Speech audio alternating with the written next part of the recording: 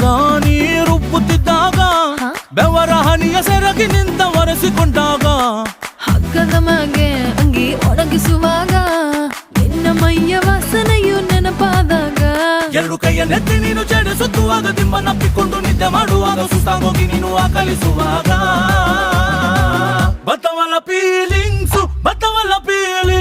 ಬಂದು ಬಂದು ಮುಚ್ಚಾಗ್ತವೆ